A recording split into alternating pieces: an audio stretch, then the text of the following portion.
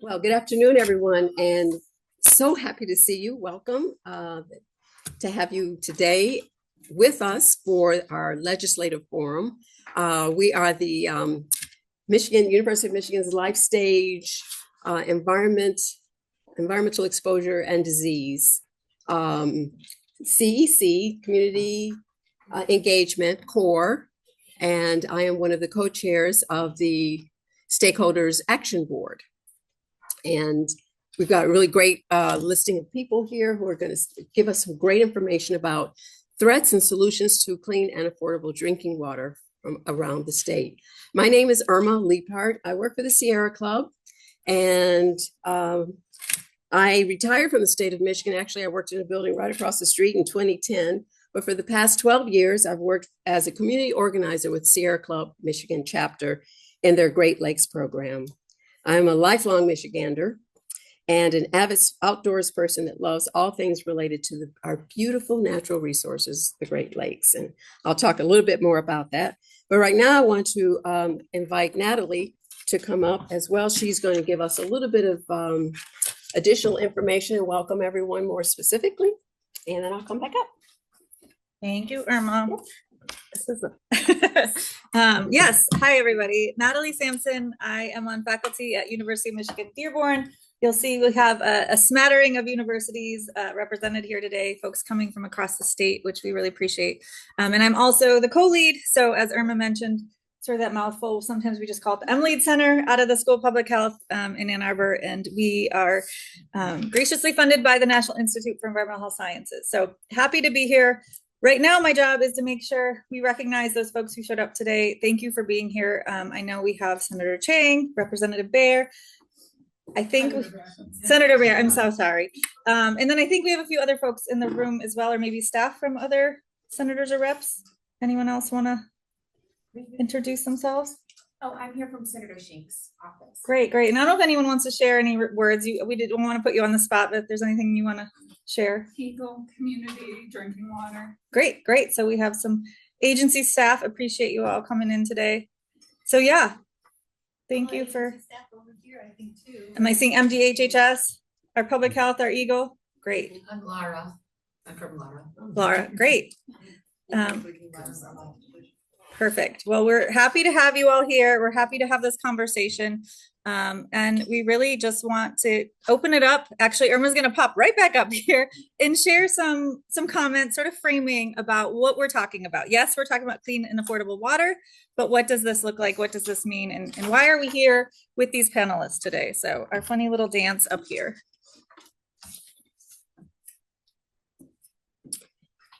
Well, thank you again for joining us. This is an annual event that we've been doing for maybe a couple of years. And we really want to thank you also for your ongoing, we've got, Eagle staff, water resources folks here, and our lawmakers. And we know that we know that you're committed to our Michigan's, our Great Lakes, period. They are an essential and vital resource. The Great Lakes region represents, a huge economic driver for Michigan, for the entire 8 Great Lakes region. And so protecting them and making sure that they are restored to a healthy state is critical for our triple bottom line, for the environmental purposes, for people, and for our economy. We're extremely fortunate to have this at a time when there's worldwide scarcity of water, particularly fresh drinking water. So because we have this honor, we have this fortune of being in the Great Lakes region, it also brings about an immense responsibility to make sure that it is healthy and restored to health.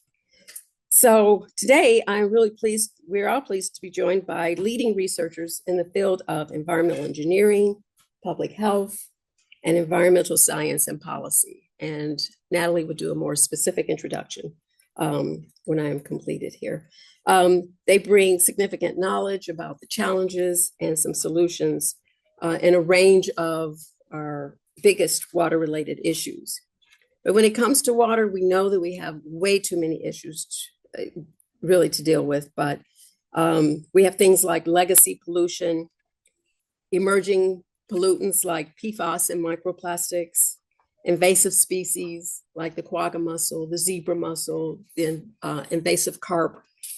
We have extreme water demands coming from data centers, trying to understand that better. We'll hear more about that. And extreme weather events that cause flooding and combined sewer overflows. We have failing septic systems and an aging water infrastructure in most of our urban settings. A 2023 study by Rochester Institute of Technology found microplastics in nearly every fish tested in Lake Michigan. And recent sampling has confirmed that the particles moved through are not being filtered by our municipal water systems. A 2022 U of M study found the inflation-adjusted average cost of water increased by 188% in Michigan between 1980 and 2018. Affordable water is an even greater challenge in older and less affluent communities that have stagnant population growth. The costs are increasing, fewer people are available to pay. With reductions in federal water infrastructure funding, specifically the SRF, State Revolving Fund, this will continue to be an issue. Considering water challenges in the US and around the globe, it's clear that having access to clean and affordable water is both a local and a global imperative. We are fortunate.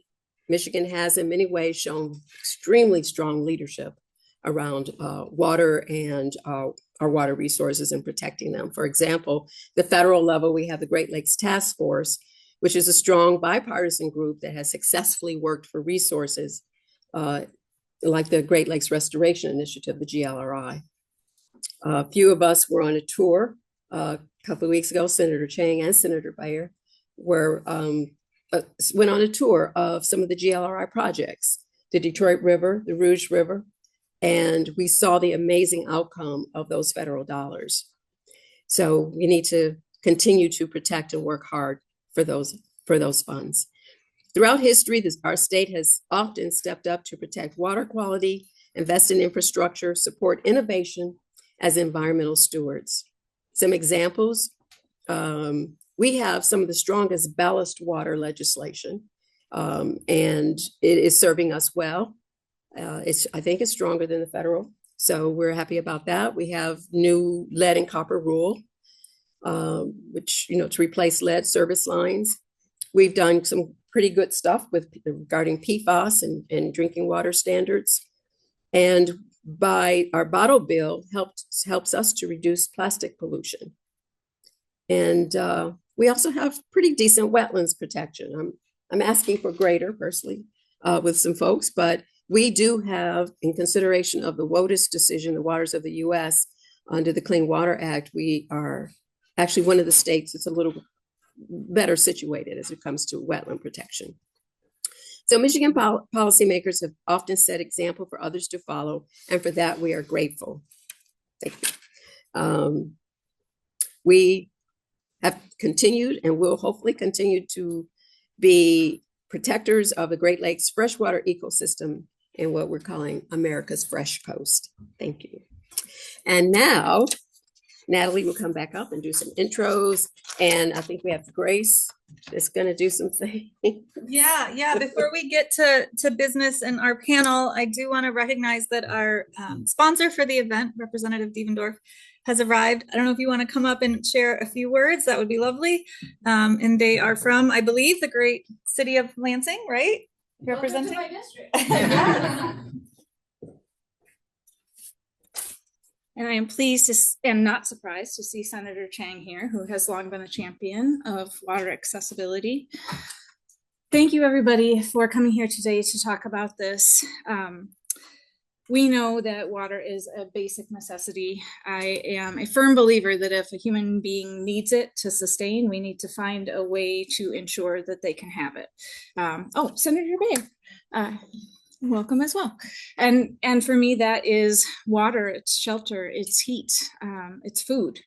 But we know that water, the source of all life, is not an option, it's an essential. And water affordability is an economic issue as much as it's an economic justice issue. So we really appreciate folks coming together to support this and to support it through research-based approaches. We know that so many of Michigan's business sectors, economic sectors, rely on water in order to sustain and to be stable, including healthcare, agriculture, energy, industrial sectors rely on water and the affordability of water. And over the last several decades, we have seen in Michigan skyrocketing costs for water as well as other utilities, with prices increasing nearly 200% since 1980. We also know that our low-income households are disproportionately impacted by these. I came in during Just the Right presentation where we heard some of these things. This is not sustainable. Where we are is not sustainable. We also know that research leads to better public policy on just about everything. I mean, I'm a data nerd. I am confident that this room is also full of data nerds, as that is so much of the expertise that you bring to this conversation. Lack of access to clean water compromises sanitation, spreads disease, threatens public health. We know this. We've seen the damage that a pandemic can cause, and we don't want to get back there. And that was very much impacted by our ability to access water and clean water. Michigan recently faced one of the largest hepatitis A outbreaks in the United States, with a 3.3% fatality rate. And if we're going to avoid outbreaks in the future, or to head off these health crises as they emerge, we need access to clean water, and it needs to be affordable. Every year, lack of access to water leads to waterborne illness. I believe it was last year, I'm not sure, 219 cases of waterborne illness, but it impacts our lives in so many ways because of illness and lack of access to something that keeps us alive. We know that water affordability legislation is not just the right thing to do, and it absolutely certainly is the right thing to do, but it is absolutely essential to every life in all of our districts. It's not negotiable. That this is something that we need to hold the line on, making sure that every member of our community can access this basic necessary resource. Income-based programs make water bills manageable and help utilities to collect more. So the data is clear. This isn't really something that we should have to argue. It is always frustrating that we are still fighting to ensure that our constituents have access to something so basic that not one of us would be willing to go without. But it is a fight, and it's a fight worth engaging in. I have made it no secret in this town that while I have a water affordability package in the House, Senator Chang has had a water affordability package in the Senate for years now. We really should have seen progress on this last term. And I'm going to celebrate if Senator Chang has success in passing her water affordability package.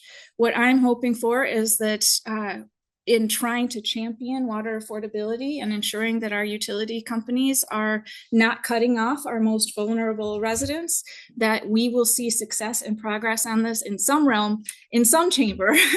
So I wish Senator Chang the best in that, and I'm happy to help in any way. And we will continue fighting on the House side to ensure accessibility and affordability of this most essential resource. It is our responsibility as public servants to ensure that our constituents are able to live healthily and to have access to this core need.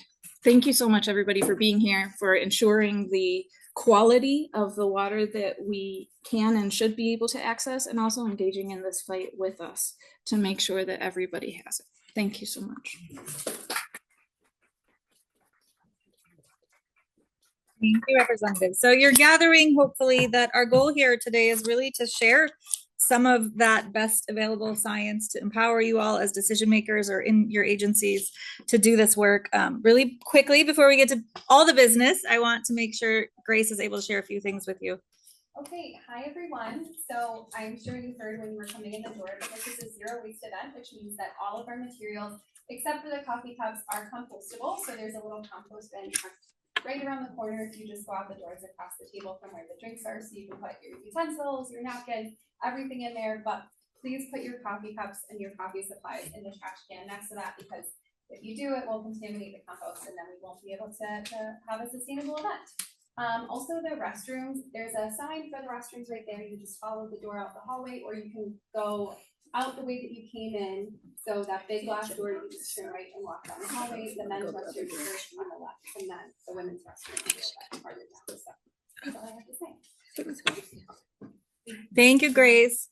So just a few more things I want to mention. You should have seen a packet that is a little wonky, but it's all in there. It looks a little flipped over, but we have everything in there and much more. If you get this QR code, you can scan it on the packet as well. So if you're going back or you want to share that with other folks and staffers and folks in our state rep and senators, please do. There's a lot of information in there. You'll see bios of our speakers. You'll see some fact sheets about some of these issues, as well as a list of related policies that have to do with everything from PFAS to water infrastructure to water affordability and accessibility. So a lot going on there. And then just a few more folks to recognize. A lot of the work we do at M-LEEaD in our community engagement core, all of the work we do is guided by our stakeholder action board. So you'll see Irma's lovely face up there, but you might recognize some other leaders who really shape our priorities, who said, hey, we want this conversation about water. This is really important to us. So really recognizing all the folks that make this happen, the scientists at the M-LEEaD Center, but also our community partners in the day-to-day. So I want to make sure we do that. But here's the plan now moving forward. So you see our agenda. We're going to hear from all of our 4 speakers today. And first up, we're going to have Mike Schreiberg. Before we get there, I'll say we're going to be quick on the Q&A, but we'll leave some time for discussion with everybody at the end. So we'll get to hear from folks. So if you have a clarifying question or something specific to Mike, we can fit that in. All right, so I'm going to introduce Mike Schreiberg. Mike's work focuses on Great Lakes water policy, institutions, local and state energy policy, campus sustainability, carbon neutrality, and sustainability leadership. At the University of Michigan. Prior to that, he was at Great Lakes Regional Executive Director at the National Wildlife Federation, working on major initiatives, including federal Great Lakes restoration, ensuring water affordability and access, preventing introduction of aquatic invasive species, and just reforming our Great Lakes water management. So an appropriate person to sort of kick this off and help us think about all these issues together. So I'll hand it off to you, Mike.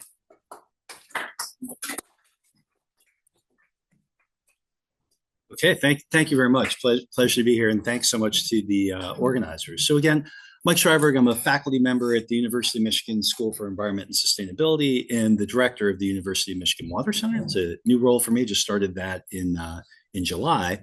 And you know, the biggest thing about that for this audience is you can think of that institution as kind of the one-stop shop within the vast resources of the University of Michigan on water research and practice. So in the legislature, in the agencies, if you have questions and you don't know who the right person to go to at U of M, one of the things that we do is we help bring those resources together. We help catalyze that. And then we run a lot of projects. I'm going to talk about one of them in just a few minutes here, where outside entities, maybe it's community organizations or NGOs, maybe it's state agencies, tribal governments, other folks come to us and say, we've got a research question, and we match them up and hopefully implement those projects.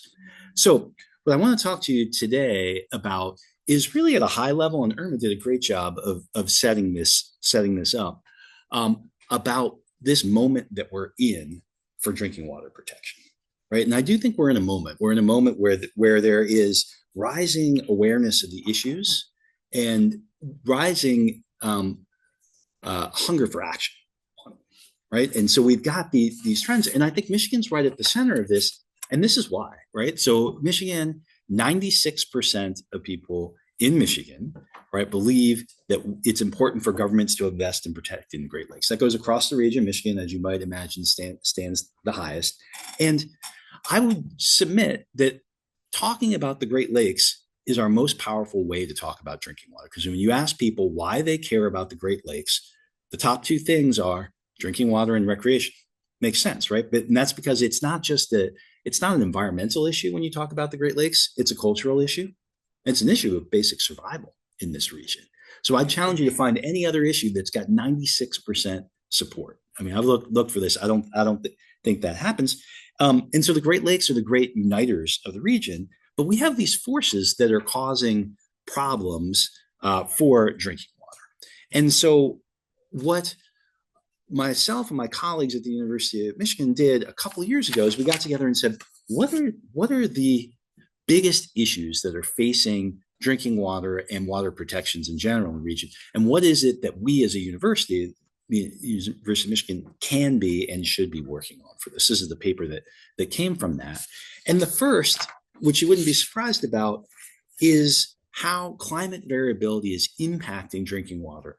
So what it's doing in a nutshell is our Great Lakes water levels are rising faster and dropping quicker than they ever have before. And the intervals between them are getting narrower. So we've got these chaotic systems. And then a new paper that just came out from one of my colleagues a couple of months ago also showed that within a year, we're having more extreme cycles of heat and cooling within the lakes themselves.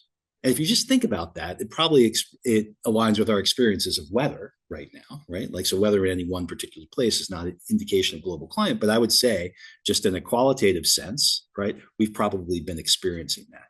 And that causes some chaos in our systems. And of course, the way our rain is coming is different too, right? Like, we're having more rain, but it's coming in bigger bursts with longer droughts. That all adds up to problems with drinking water, right? It adds up problems in drinking water supply and also our drinking water infrastructure, much of which is along the coastlines, which are having these problems with erosion, flooding, all these different cycles. Well, one of the things that we're doing at the university is doing a lot of modeling on this. We have to know within certain bounds how this is going to impact us. And we've got a whole team that's dedicated to modeling how these changes are going to take place. Second, and Irma mentioned this too, is emerging contaminants, right? So we see the picture of microplastics up in the top right there. In your top left, that's PFAS contamination in Oscoda, right? And the problem is our drinking water protection systems and our water protection systems were put into place largely late 60s, early 70s, dealing with problems that were visible, that we could see. Point source pollution, right, is the term that most people in the room are familiar with. But our biggest challenges right now are these things that are dispersed, that often we can barely see, let alone manage. And then the old paradigm of treat and dilute doesn't work for many of these, right? Like PFAS, a forever chemical. There's very little you can do in terms of treatment and dilution. It's causing these problems to our drinking water systems as we move along here. And then there's lots of different research that we're doing about the impacts of this, about the spread of this, and about what can you do in terms of remediation. Another one is invasive species. So invasive species have changed the basic nature of our Great Lakes ecosystem, right? Of where our water comes from. And I can't emphasize that enough. We have a completely different ecology of the lakes, largely because of the zebra and quagga mussels you see there, right? Also, sea lamprey, that's what you're seeing right here to your left. Sorry, I'm having problems spinning around saying which side that is for you. And I'd say God help us if invasive carp get in, which is what you see over there. But again, our basic whole ecosystem has changed completely, largely because of zebra and quagga mussels. They have filtered so much water and made it clear. Now it's actually making our water in many ways more beautiful if you think about it. Like, the clarity of our water has increased greatly for this. But unfortunately, that clarity means that the water is turning into a desert. We're not seeing the base of the food chain, and that impacts things all the way up. So a lot of the work, and Irma mentioned this, on preventing future invasive species, and we're actually doing a very good job of that in Michigan and other ways. New invasives are not getting into the lake the way they were. But our research now is on how do we start eliminating or knocking down some of the invasive species that are in there. It's a much harder problem than prevention. Prevention is always better, but we have to deal with the species that are here. Now, harmful algal blooms, right? Huge challenge to drinking water. You know, that was, I said I worked at the National Wildlife Federation. That's the CEO of the National Wildlife Federation in the midst of the Toledo water crisis. And that is, you know, what the water looked like at the intake for the city of Toledo, right? So that is a picture actually out at that intake. And basically, because of increasing agriculture and increasing human use, so septic tanks and other things, we are over fertilizing our water bodies. Most famously, it's the western basin of Lake Erie, but we're actually now seeing every Great Lake. This didn't happen in Lake Superior until several years ago. And I would submit the inland water that you all are familiar with probably also has algal blooms right now. And those systems are increasing. So we're looking at ways, and we're working with the agricultural community, specifically some of the work in Michigan, to figure out how we can actually get better practices to eliminate some of those inputs. Our work specifically is in the Western Lake Erie Basin, the Michigan's portion of that, but there's work going on, around this room. And somewhat finally on this, we've got the impacts of water scarcity and diversions, right? And I want to give maybe like a trigger warning on this, that it's really weird what I see up there. Yeah, I was like, wait, that's not the same slide. Oh, there it goes. Okay. I was trying to point to this thing and I was like, it's not even up there. And just a little trigger warning in that this is a real billboard. I would submit, I think it's a racist billboard, but I think it's important to show you. And this is when there are proposals to divert the Great Lakes. And this is giving like stylized images of people from Texas, Utah, California, New Mexico, right? And so I'm not at all condoning what's in these, but this is a real, this isn't a doctored image. This is really what was up. And it shows you there's this hunger to access the water of the Great Lakes, right? And it is now not allowed because of the Great Lakes Compact to go outside the Great Lakes Basin, with some exceptions, a huge one for bottled water and for communities that are nearby. But whether this holds up in the long term is very questionable, as political power nationally has moved to the south and west into the water scarce regions, right? There are exemptions in the Great Lakes Compact for things like humanitarian crises. I don't know, is living in Las Vegas a humanitarian crisis? If I lived there, I'd view it that way. But so I'm saying like that, so those types of things, we have to think about those protection systems in this broader context right now.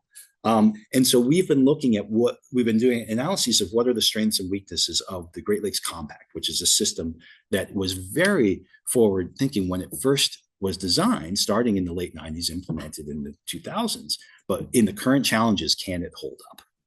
And finally, the issues of water inaccessibility and unaffordability. And I'm going to be brief here because I know my colleagues are going to dig a lot deeper on this. But simply put, we've got a challenge, and this is some research that we did at the Water Center on water affordability. And you see prices in 1980 and 2018, and we actually just updated this. Well, I couldn't get the updated figures in here, but those trends keep continuing.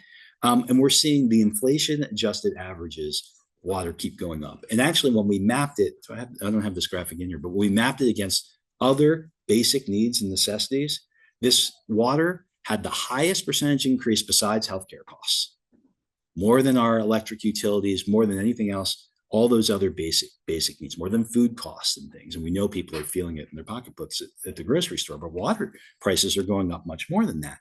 And it is hitting the economically vulnerable the most. I like this graph because it shows in blocks of 100,000 people. All right, so that's why they're closer in more urban areas. And also shows it's an affordability ratio, right? So and the deeper colors, the deeper purples and things means that more people have affordability challenges. And that means that they're having to spend more than 10% of their disposable income on water. You can define it different ways, and there's debates about that. That's what we chose on this one. And one thing I like to point out is we think about these issues in Detroit, or at least I've tended to think about it that way. And there are major issues in Detroit, and this shows us, but we have major issues in our rural areas, in some cases even more so. The rural water systems, when you have less people in these systems, the actual cost per customer can be a lot higher, right? So this is a statewide challenge. And our goal on this report was to bring good data to this. We didn't spend a lot of time on the policy recommendations. Some of us have worked on them personally, but part of our role at the Water Center is to bring good data to the policy debates. And we interviewed a bunch of folks on this, and basically everyone agrees that we need affordable, safe, sustainable drinking water, and that you can't do that unless there's some economic stability underlying both the people and the systems. But there's kind of these multiple and competing needs and narratives on that. And so, the last thing, so to pull it all together, we looked at the challenges, that high level, dug a little bit on drinking water, but what are the principles for safely managing drinking water? And this is kind of the last piece of that article. One is managing, we have to manage at the ecosystem scale, right? Like we actually have to manage across multiple issues. Unfortunately, our regulatory system, particularly our federal regulatory system, is not well set up for that, right? We manage air separately from water, separately from toxics and all these things. That's not the way people experience it. That's not the way our bodies experience it. That's not the way our communities experience it. And so, ecosystem science looks across different scales. So there's got to be, for doing that, we have to plan and build for resiliency and for the changes, right? I talked about climate making these massive changes. When we're thinking long-term, resiliency has to be centered to center justice in the impacts. We know there are disproportionate impacts on different populations. So when we're setting our policies, do that, and we have to prioritize these community partnerships. So that was the end for me. And by the way, just on the time. I was tracking it and trying to go fast, but thank you very much. I appreciate it. If we can load up, sort of. Well, we got some good information on this side. Was it 96%? That number locked in my brain that you started us with? Yes. Yes, 96%. All right, now we are going to move over to my friend, Dr. Aziza Molla, who is coming from the west side of the state, from Grand Valley. So Dr. Molla's experiences in working on issues related to climate, water health, community health, environmental health, program evaluation, health education, health promotion, and has also done a lot of research in South Asia, as well as across the US. You'll hear about some work happening in Kent County today, and is working on a textbook related to this issue. So making sure that lots of folks understand what we're up against. And I'm guessing some examples from Michigan. So come on up, Dr. Molla, and share with us about your work. We'll see. I don't know if there's a fix to that. Just to say, it looks like There we we're go. gonna have technical issues with the slides on this side, so anybody who wants to move over to that side, there's plenty of room for seating over there, you might get a better view. Thank you so much, Natalie, and respected leaders and audience. Thank you so much for giving me the opportunity to share some of the work I have done individually and also with colleagues. You may know that whenever think about water system, there's a community water system and also non-community water system. Also, there's a non-transit, non-community system. It's basically whenever we get our water based on the community water system that serve over the year. So any system serve water over the year, that is a community water system. If it is less, that is in fact non-community water system. If it is non-transient, it's like even less, but there's some other indicator to do that.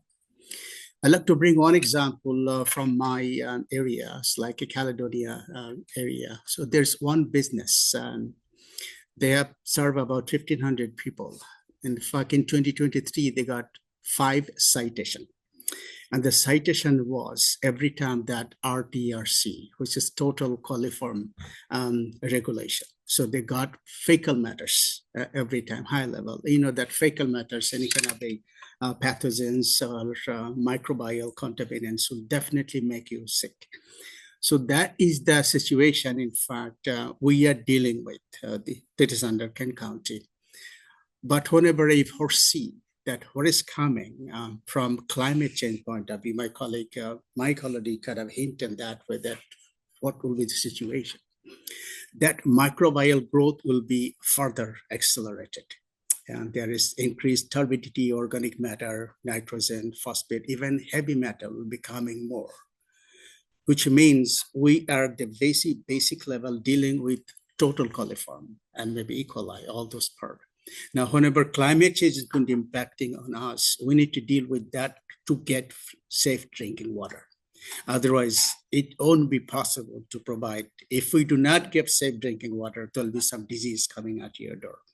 So that is big threats coming to us. And if we exclude some saltwater intrusion or microplastic invasion, so plastic is really invading in air, which will analyze some particulate matters and also water, same thing we'll be getting, and it has consequences on our health. So if we put, I'm not going to go through the whole table, if you see that climate shift issue like reduced water supply, increased flooding, alluvial blooms, water intrusion, many other things. So whenever the earth is getting warmer, it is not only evaporating the water, it is making some shortage, sometimes it's going up. If it is going up, say salt water will intrude in fresh water. And not only that, some other heavy metals will be coming in, and that has consequences on health. For example, arsenic. So whenever you have arsenic presence, that carcinosis, no one can say if or drinking water that has arsenic. As a result, what you say, huge risk that we need to really monitor that regularly. And if we have like fecal matters violation, that you can reduce, mitigate. But arsenic, if you're not controlling it, you're basically put your population at risk. So no one, until and unless we fix that, alluvium bloom, these kind of issues will be coming more and more if we don't address climate change fairly. So that is very, very important, particularly everyone, leaders, the whole community look at you so that you can guide us, lead us, and ensure our safety from health point of view. I know Department of Health and Human Services, I do work with the Kent County, but they lack services, resources. They don't have enough resources, even though they have a smart plan, efficient work plan. But due to lack of resources, they cannot really implement many things. See, lead is one of the heavy metal stuff will be coming in. How? Due to the climate change, the pH level will going up, increased, and bioavailability, same thing will be happening due to climate change. Some arsenic part will be coming in. If some of the metal will be happening naturally, we cannot protect it unless we take some preparatory measures. Microplastics already a big problem. If you take air, sample any air particulates, you'll be seeing microplastics in there. If you analyze water, you'll be seeing in there. And those, whenever you go inside your health, it has consequences. The big problem, we may not see the impact immediately, but ultimately it is going to impact on us. So as a result, so this is the arsenic data. Interestingly, Kent County doesn't have enough money to assign one of their colleagues to analyze the data. So since I have been working with them, so they'll say, hey, you have some data, it's not being analyzed. So to give it to me, I'll analyze that. So this is one of the slide. I'm not going to go details about that and see the main average. The arsenic is coming to us. And it will be a big threat until and unless we are really doing anything. At least measure is identify the source that this is the way it is coming in, what can be done, and so on and so forth. Otherwise, our health, future health will be at stake and threatened by climate shift. This is the program that California, in fact, the California Department of Water Resources, I'm quoting, the reason is they are, as a state, way ahead in compared to Michigan. They are not only have a climate shift resilient program, smart program, they are thinking how they can sustain that so that there'll be no problem now and also in future. So we need that kind of a programming. So that's why I thought that this is a very good audience, very good platform to convey that we need to follow some model. Otherwise, we cannot really take care of our health of our people and save them from unanticipated future calamities and other things. So whenever I think about that, not only raising current issues and problems, there are many approaches can be done. Like my colleague Michael mentioned that community resilience is one of the best way to address problem like this. This flowchart is not a standard one because any shape and feature of a community resilience approach differ by community to community. But usually we need to understand what is the strength of the community. Whenever I think about community health, we need to assess the stakeholders. Who are the stakeholders? What are the resources we have? And how we can put together in one pot and then address together a problem. Definitely our health department will be there. All the other stakeholders will be there, but there should be some maybe community level initiative And also even community governance will be an effective approach to address problem like this. Whenever I think about what may be an example, here is an example. So whenever I found that Kent County is lacking some resources, so whenever I teach environmental health for my MPH students, I work with them. And in fact, say the data is just analyzed and share one slide on that. So that is the way we can help each other and utilize the community resources for our betterment of the whole society and community. And the other part I work is like whenever in textbook student lab, okay, climate shift has a role on kind of emerging, re-emerging diseases, even West Nile virus. I take students, look, go up, collect data of the which type of mosquito is really responsible for that. Analyze that right in their lab, and then analyze other data they have available and what can be done. So we identify the problem, we analyze that. Now, what can be the way out? So this, whatever the like infographics you're seeing, that is designed by the student. They went there, they saw the problem, their samples. Okay, put yourself in their shoes. And what can be done? What can you do to promote the situation so that less people will be affected and we can keep on continuing another thing? And this is also available as a cell phone, our current generation, like a thumb generation. So it is easy so that they can get the information quick. What my ultimate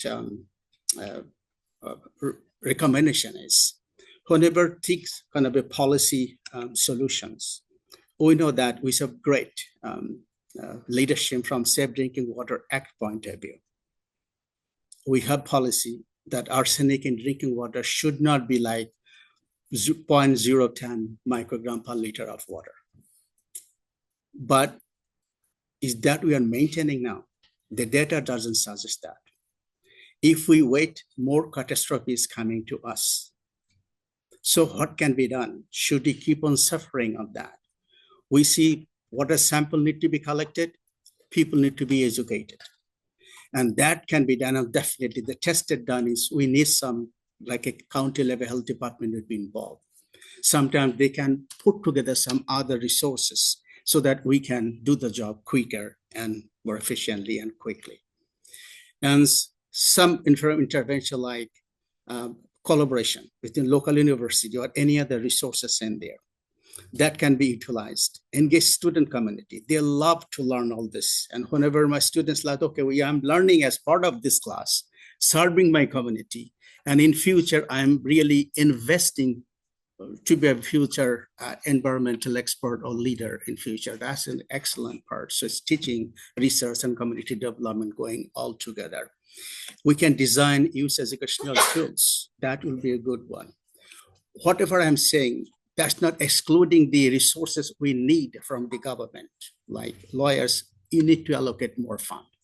Otherwise, if we need shrinking the health department, then it will be difficult. It will be bigger of a challenge to implement a project like that and ensure safe drinking water to everyone. Thank you so much.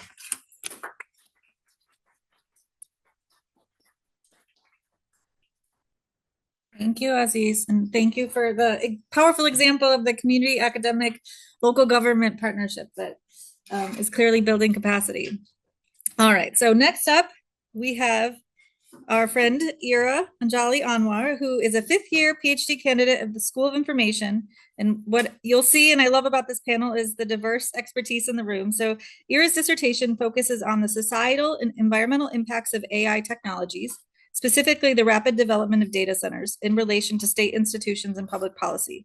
Previously, she's worked on practices of algorithmic control mechanisms in the gig economy, which will be a presentation for another day maybe, with a focus on developing governance mechanisms for these platforms. So now we're going to hear a little bit specifically about data centers and how that relates to water. So come on up, girl.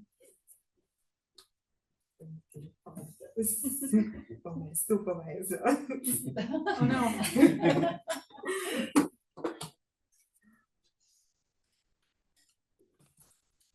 Hi, thank you so much for having me here.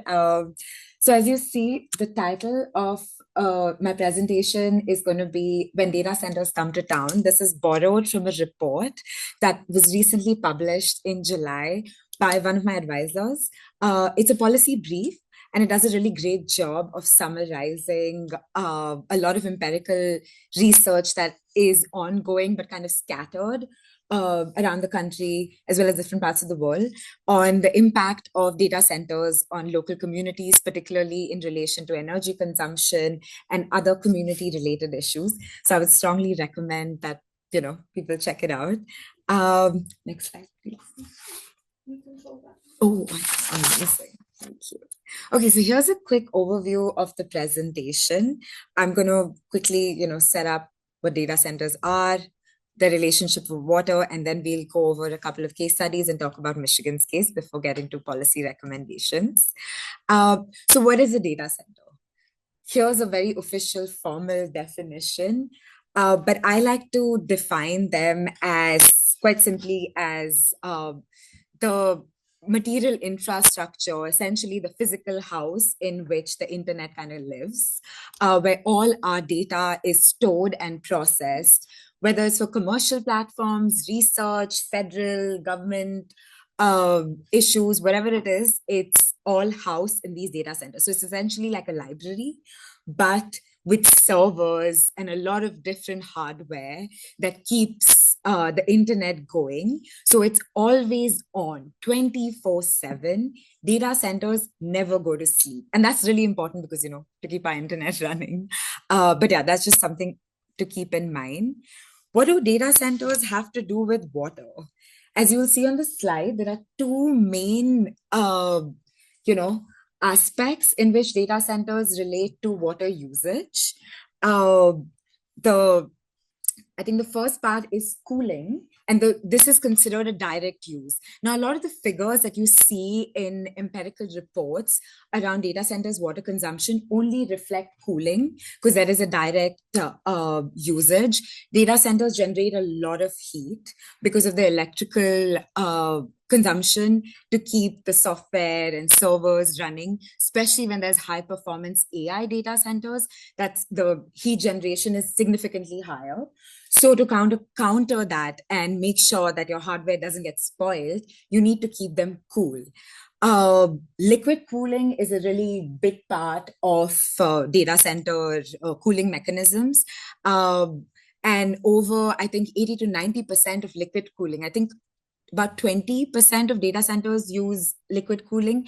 And out of that, 80 to 90% is through water and steam. So that's a lot of water that's being consumed. As you can see on the slide, in 23, the direct water consumption because of cooling was about roughly 66 billion liters. And I just want to say that this figure is a tentative figure. There's a lot of data that we don't have because many facilities are not transparent and don't actually report on how much water is actually being consumed. But given that context, it's also important to keep in mind that hyperscale data centers, which is, so you have smaller internal data centers that even U of M has, right?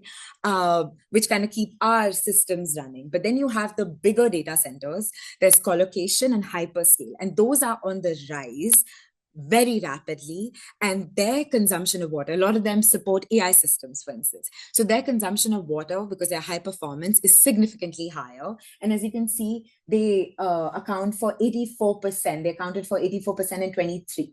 The second part, which often gets overlooked, is the water used for electricity generation. Now, roughly 50% of data centers use fossil fuel to power themselves and the facilities. And fossil fuel electricity generation requires a lot of water. So this is actually the bulk of where water consumption goes. In the same year when, the direct consumption for cooling was 66 billion liters, the indirect consumption for electricity generation was a whopping 800 billion liters of water. The figure kind of speaks for itself, so I'm not going to say more. This is also a really good report by the Lawrence Berkeley National Lab.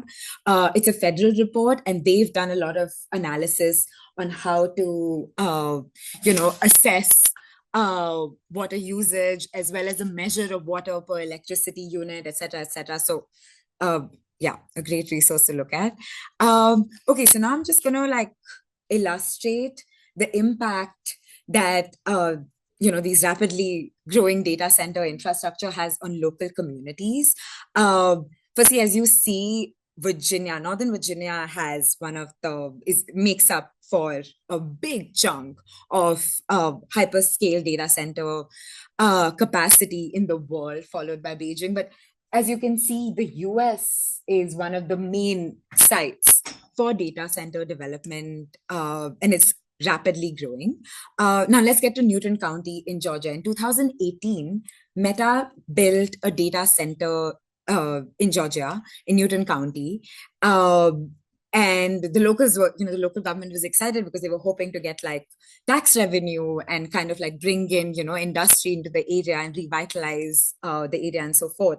But residents soon started experiencing a drying up of the groundwater, particularly in their own wells and so forth.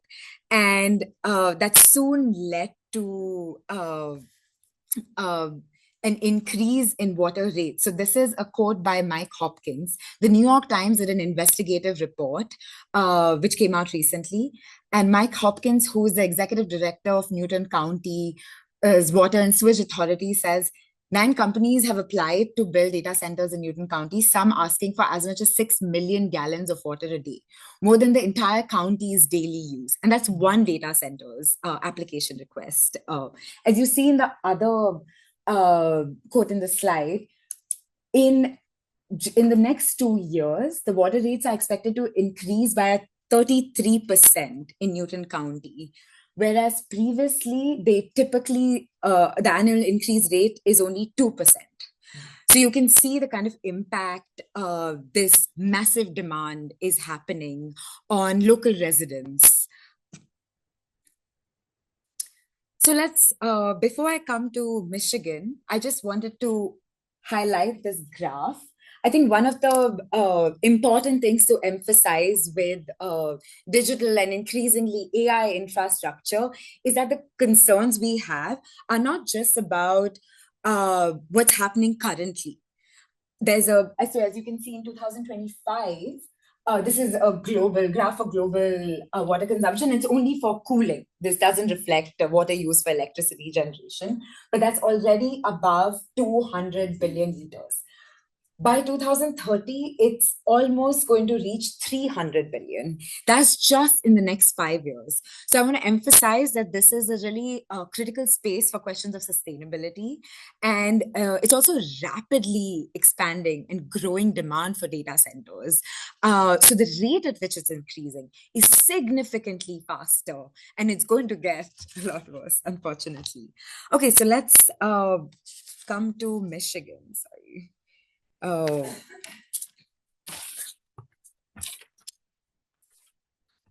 Michigan's first data center facility was built in Grand Rapids in 2015. It's called the Switch Data Center. They're expanding. They want to build a sort of a campus now. So Switch comes in here in 2015. It's a Renaissance zone. They're building in a Renaissance zone, so they don't pay any taxes. They come in and they promised creating over 1,000 jobs. 2022, the Michigan Strategic Fund reports roughly 26 jobs that were created in Switch. Switch is contesting this figure, but it's an interesting gap, between 1,000 and 26. The other issue, as you see in the board, that's very relevant for us in relation to water, is that how the rate of water, the cost of water has already gone up by a 3.438% annually in Grand Rapids, which is 49% greater increase than the statewide average. So again, even in Michigan, we don't have to go as far as Newton County, but even in Michigan, we are already witnessing an increase in the household rate of water supply. Against this background, Michigan passed in 2024 two bills for tax incentives to attract data center development here. And one of the main selling points for Michigan, so I'm going to come to now, is a Great Lakes that Irma and Mike, did such a great job in highlighting the very abundant resource we have, but also responsibility that exists as one of the largest freshwater resources in the world. Now, keeping in mind the previous slide, which emphasized just the rapid increase in water consumption that's expected to come in the next 5 years, I wanted to just put this figure out here because a lot of people ask me that, okay, Virginia and Georgia are water scarce areas, but Michigan isn't. So why should we be concerned? The Midwest can be such a great location for data center development. But I think it's important to keep in mind that the Great Lakes are a very critical resource that needs to be protected. It regenerates at the rate of 1% of the water in the Great Lakes is renewed each year. Now, if you have even, say, Michigan already has about 2-3 data center projects that are underway in Augusta Township, Benton County, and so forth, that's going to increase the demand and the pressure on the Great Lakes, particularly through electricity usage, not just cooling. I would say the main emphasis is actually electricity. And we see that 70% of Great Lakes reported water use was primarily for electricity, electrical power generation. And now with data center coming in, that is, I would imagine, going to increase. I don't want to, I can't say any figures right now because it would depend on the number of data center facilities and how they're being powered. But yeah, so that's something that's really important to keep in mind. Okay, so I'm going to, and I know that was an alarming picture and a bit scary, but there's a lot that can actually be done even once data centers have been built and are coming to your town. One of the major, policy recommendations that I like emphasizing is in relation to water affordability. So to make sure that our everyday consumers and constituents and household users don't end up paying for, which they are currently in most of the country, but to make sure that Michigan constituents don't have to pay for this increase of demand for both electricity and water. Prohibiting data center costs from being passed on to customers will be a really important legislative move. And so it would address rapidly rising utility prices. The second policy recommendation, which I think both Mike and Aziz touched on, was in relation to climate change. Given that 50% of electricity generation for data centers comes from fossil fuels, there is a real threat that, this increased electricity demand would justify keeping fossil fuel plants alive. And this is likely to derail states' climate justice goals, which is already something that's already happening in various other places. So to kind of regulate for that, we recommend mandate energy audits, performance standards, renewable energy use, as well as public reporting. And I emphasize public reporting because one of the challenges that we as researchers are encountering is lack of transparency. A lot of these are estimates that have come up from some really brilliant models built by, national labs, etc. But if companies would simply tell us, that would make our life a lot easier, both as researchers, but particularly as legislators who have to regulate for this. And before I end, I loved how Aziz, emphasized the importance of community empowerment. And that's something that we're witnessing with data center growth in different townships. Communities are really concerned about this. So just creating space for democratic engagement on this issue, hearing community members and creating space for participation becomes really important. That was my presentation. Thank you all so much.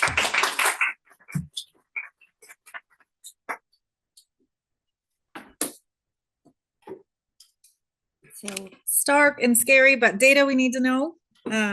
All right, so Sean, our final speaker is up. Sean McElmurray is a professor and chair of civil and environmental engineering at Wayne State University. His research centers on understanding the fate and transport of pollutants in urban environments. And he has done all sorts of work on trying to prevent and manage this. I will let him talk specifically about a few examples and wrap it up, and then we'll have some time to discuss after that. So, thank you, Natalie. All right, so you've heard a little bit about water in many different facets. I'm going to focus my talk specifically on drinking water systems. So it's probably not new news to everyone in this room. We have a lot of aging water infrastructure. Mike mentioned earlier that a lot of this was built out in the 60s and 70s with the environmental movement. And while Detroit's not on here or Lansing's not on here, generally in the Northeast, you tend to have older water systems. The challenge here is these water systems are exceeding their design life. So when I teach a class of future engineers, we have to plan for how long that infrastructure is going to last. And that varies depending on the criticality of that infrastructure. But for drinking water pipes, it's usually less than 50 years. And so anytime you see in this graph the red lines, that means those pipes were installed beyond 50 years ago. And so as a result of that, we're facing a challenge of upgrading this infrastructure. And as we fall behind on that, we're way behind. We're going to continually deal with things like water main breaks and other challenges that threaten public health. While our infrastructure was built out, like I said, in the 70s, we now face an additional challenge with this. And that is that a lot of the people that have been working in this water infrastructure world are aging out and moving to retirement. So it is that the drinking water workforce is much older than the average workforce. And so we need an influx of new talent in that area. And there's some constraints on that. So I'll get to that here with this slide. In addition to this aging infrastructure, there was a large rise in federal investment in drinking water infrastructure in the 70s, and that has tailed off. And with that, that shifts the burden of financing and funding for our water infrastructure to states, communities that have that infrastructure. And that's where the inequities grow. So cities like Flint, Michigan, they're a classic example of not being able to keep up with that rising cost of replacing that aging water system. So this is a real challenge for us, and it's really a challenge not only in the increasing cost, but we also have increasing regulatory burdens. So we've heard about some of the emerging contaminants, things like PFAS, microplastics. All of those things come, and water utilities see that as an additional pressure on them to be able to afford to monitor and perhaps even upgrade their water treatment systems to minimize that. So I was asked to talk briefly about some of the work that we've done at Wayne State on this issue, and I'll speak to some actually unpublished work. It's been published in different forms, but the data that I'm going to present hasn't been published. So we looked at, through a grant from the National Science Foundation, I was interested in understanding the resilience of our water infrastructure and how our water infrastructure integrated with public health systems. And so we were able to look at a big winter storm that happened in Texas called Winter Storm Uri. You may remember this a few years ago, where it was basically a major cold front went through the state of Texas. And you can see here in the orange, there's a big, that's the hours of without power that residents experienced in the state. And a lot of the reason for that was the electrical power generation units were not built up to be resilient to cold weather, so they had to shut down and go offline. That caused a cascading failure where water systems didn't have power to operate in their pumps. And so water systems had to shut down and issue boil water notices. And that's what you see in the blue. And so that spike in boil water notices were a result of the storm. But we looked specifically at what types of water systems shut down and had to issue boil water notices. So we looked at things like sociodemographic information. We looked at whether or not they had previous violations of the Safe Drinking Water Act. And all of those things turned out to be important factors in the likelihood whether or not they'd issue a boil water notice. But one thing we specifically also focused on was the impact of that federal funding that you saw over time. And the bottom line here is that financing was an important predictor of whether or not a water system would have to issue a boil water notice, as well as how long it would take for that water system to come back online.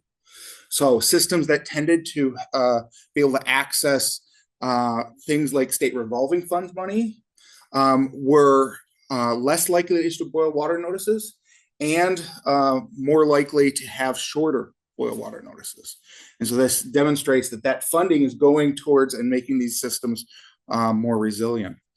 One thing I do want to point out, it's already been said, state revolving funds. For those of you who don't know, that is not funding for water systems, it's financing. They are loans and they create a liability to the water system when they take those on. For systems that can't afford it, this can be a very big problem.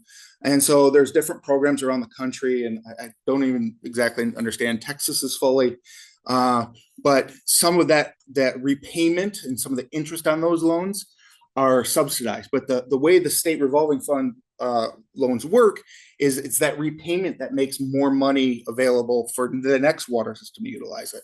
So there has to be some sort of funding in there if we're going to address challenges with communities that cannot afford to fund their water systems. All right, we mentioned PFAS, we mentioned microplastics. I'll get into microplastics in a second, but I wanted to actually step back and talk generally about the regulatory framework that overlooks our drinking water systems. Since the start of our regulatory framework on water systems, we've been focused on E. coli and gastrointestinal illness. It was mentioned earlier about E. coli being present in a water sample. And the reason for that is because that's what we detected early on as one of the primary risks of drinking water. If there was E. coli in the water, we knew that we had improper connections, improper treatment, people were going to get sick. So these graphs show you the number of outbreaks and the number of illnesses for AGI is acute gastrointestinal illness. So that's things like E. coli. And then we also have this one in red, acute respiratory illness. Okay. And what you see is over time, we've gotten a handle on the gastrointestinal illness, and that has decreased along with others and unknowns. But what has reared its ugly head is this spike in acute respiratory illness. A lot of that's due to Legionnaire's disease, which is a little bit more complicated picture than simply just drinking the water. But there's that is a disease that we actually is required to be reported to health departments. And so it's one we actually have probably the best picture on. There's a lot of respiratory disease out there that we just don't understand. And I would argue we need to shift our regulations away from just monitoring for E. coli in drinking water distribution systems and start looking at some of these other potential pathogens. All right, so as I said, regulatory monitoring and distribution system only targets gastrointestinal illness. A lot of people actually are surprised to learn how little we actually monitor in our distribution systems. We assume that if the treatment is meeting standards, that it's safe throughout the distribution system. And as long as we maintain this distribution system within some parameters, we don't need to monitor. And that creates a real data hole for us to understand those risks. And I will say that I was recently on an EPA technical committee looking at revisions to Safe Drinking Water Act and possible new regulations coming out. Well, this was before the current administration. And the big challenge for us was getting data that actually connected to health. Okay, and we'll talk more about that in a second. So microplastics was discussed earlier, and I think there was a comment about our wastewater treatment plants not treating microplastics effectively. Our drinking water treatment plants actually do a pretty good job at removing microplastics. I'm not saying they're not a problem here. There's increasing research about the potential health effects, but from our drinking water treatment plants, they do a reasonable job. Efficiencies range from about 70 to 98% removal. It doesn't mean that there's not microplastics in our water, but the bottom line for me is that there's less microplastics in that water than there is in this bottled water. So if you want to reduce your exposure to microplastics, I would encourage you to drink from a tap. And so final, my big takeaways here. We need to find a way to be able to expand direct funding beyond just simple financing through the SRF. This is particularly important for disadvantaged communities, and we're going to continue to have problems where communities that can't fund their water systems continue to kind of fall down and cost more money for these emergency kind of situations. We need to strengthen the workforce. Like I said, it's aging. I'm thrilled to be in a department that we have way more employers than we have students coming through. It's a good time to be a civil and environmental engineer, but there is some training that needs to occur, and we need placements in people in the water system. And quite frankly, a lot of the water systems just don't pay enough for the training that they need. So that needs to be solved. The study that I presented on Texas, one of the reasons I went to Texas is because I could get data there that I could analyze. I could not get the same data here in Michigan. And so we need to come up with, as a state, with a better way for managing some of that information so that we can make informed decisions. And that information does exist. It's just not brought into accessible forms. And I would include in that, it's not just the drinking water information. I want to see the public health information, and I want them to be set up in a way that they can somewhat merge, or we can talk across each other to be able to understand and identify risks. One of the things we worked on at that EPA committee was, what is the correct concentration of chlorine in a distribution system? And we couldn't come up with a number. We know what happens when it goes real low, and we know what happens when it goes real high. Is it 1? Is it 0.5? Is it 0.8? Is it 1.5 like some states are moving to? I can't answer that with public health data, and I want to be able to do that. In order to do that, that means we need to be able to publish our water system service areas. That's what Texas does. That's what about a dozen states do. Michigan's a little bit behind in getting that information public. That would at least help us to do kind of epidemiological studies of changes in disease that are related to water quality. That's one of the steps to align public health reporting. There are other things that need to be done there. The unit of analysis oftentimes is drilled down to maybe a census block, maybe a county, oftentimes county level. That's just too broad an area to help us to understand very many water systems. A lot of our water systems are small, particularly in northern Michigan. And so we need to better align that public health reporting to the water systems. And then finally, we need to promote, I think a little bit got cut off, maybe not, promote public confidence and sustainability in our tap water. All right. Our tap water is exceptionally good, generally speaking. We do have problems, and those need to be addressed. But for the most part, it's better than, probably 70% of what people normally drink, being things other than water. Anyways, that's my takeaway. I'm happy to answer questions, and thank you for your attention.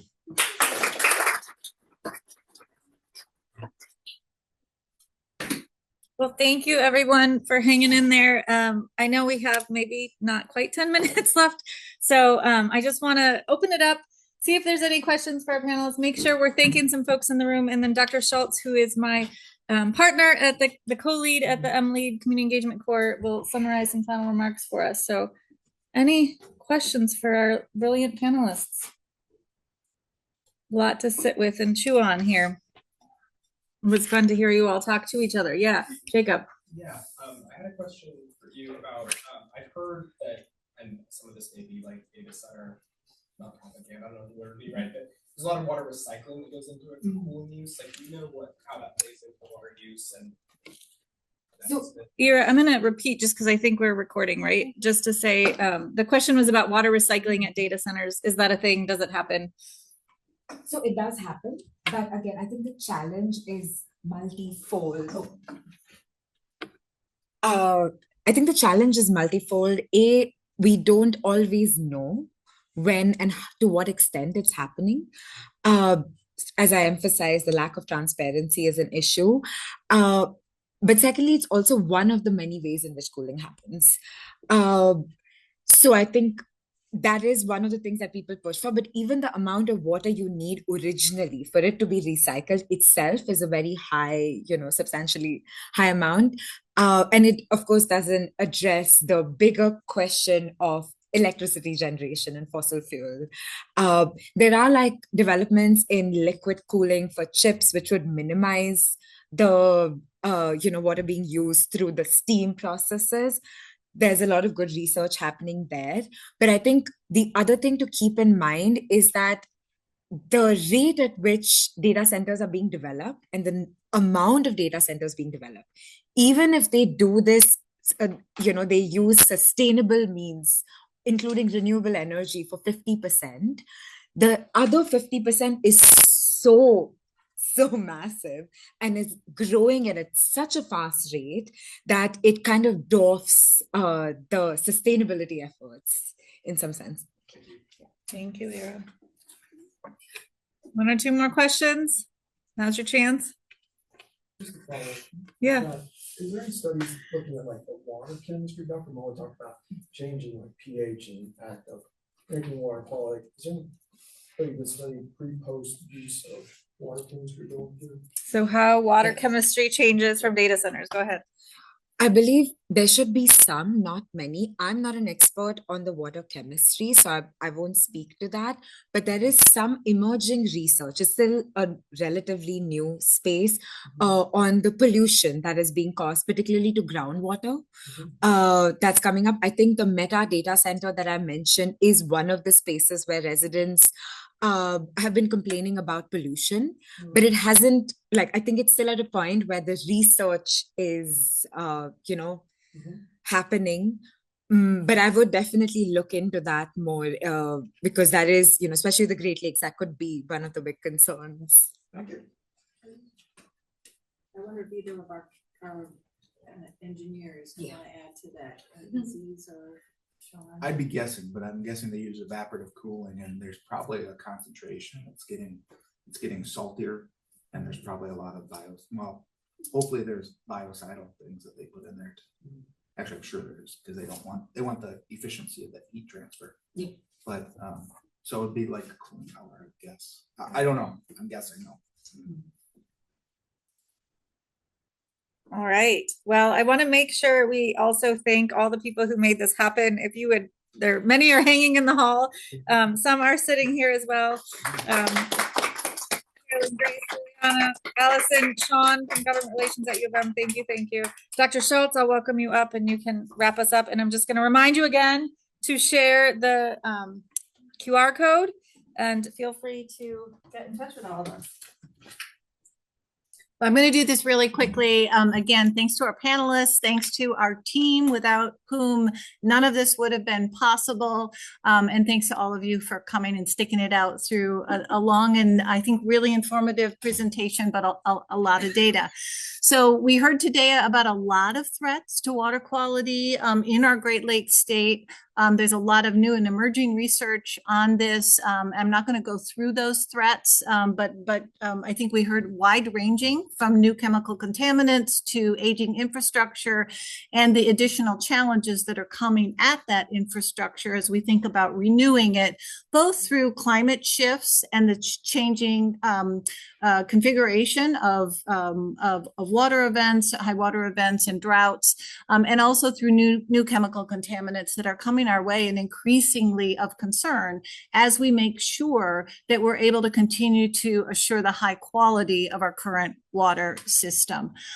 We heard a number of really great recommendations. So these are challenges that have solutions that are out there that we can address. I think one of the biggest that I want to just put a pin in is the defunding of local health departments and state health departments who are out there, doing a yeoman's job of trying to protect our water systems with often increasingly fewer dollars.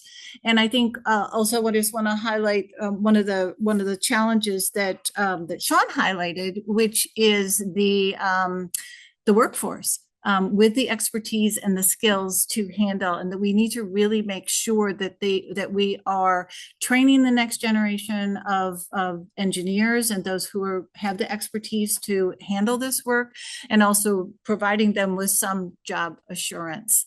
So thank you to our panelists. Thanks to everybody who was part of putting this together.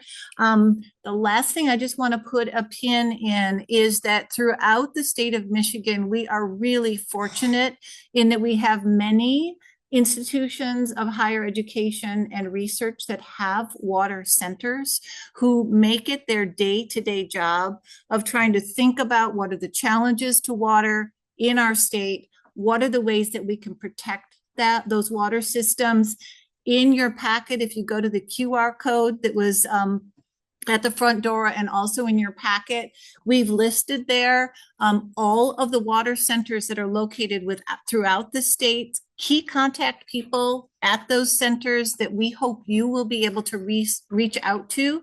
They are resources for all of you who are either on the front lines of trying to protect our water systems, and those of you who have the opportunity to make policy decisions that can help to continue to protect those systems. So thank you once again to our panelists. We're really delighted to be able to have people here from Grand Valley, from Wayne State, from University of Michigan, really showcasing the expertise across our state in this area. And thank all of you who are coming, who came today to be part of this.